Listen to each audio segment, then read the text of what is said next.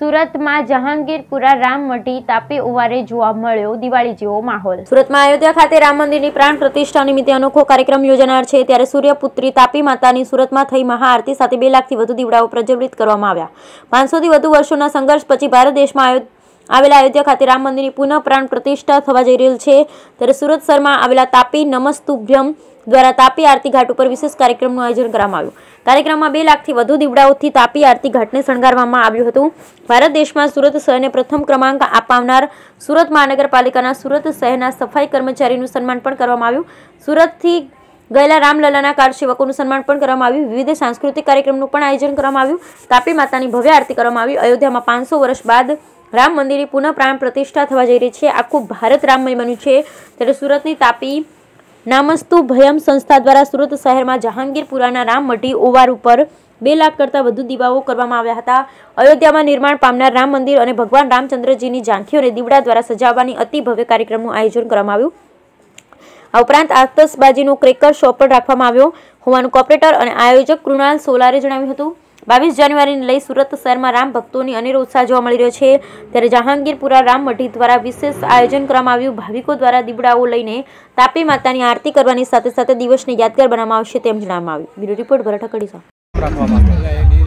સુરત મહાનગરપાલિકા corporator Tapi નમસ્તુભ્યમ charitable trust પ્રમુખ આજ રોજ તાપી આરતી ઘાટ ઉપર 2 લાખથી પણ વધુ દીવડાઓ સાથે સૂર્યનગરી દીપોત્સવ કાર્યક્રમનું આયોજન કરવામાં આવ્યું હતું।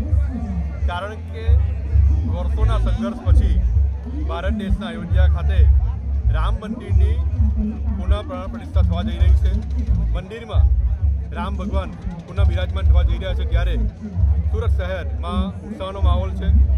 એવું કહી શકાય કે વર્ષમાં એક દિવાળી હોય છે, પરંતુ ભારત દેશ આજે બીજી દિવાળી ઉજવી રહ્યું છે, ત્યારે આ તાપી આરતી ઘાટ ઉપર તમામ સુરતવાસીઓએ ભવ્ય રીતે આ કાર્યક્રમ માણ્યો અને બીજી દિવાળી માણી અને વિવિધ સાંસ્કૃતિક કાર્યક્રમો અને સુરત મહાનગરપાલિકાના સફાઈ કર્મચારીઓનું સન્માન અને કાર સેવકોનું સન્માન સાથે આ દીપોત્સવ કાર્યક્રમ ભવ્ય રીતે ઉજવાયો।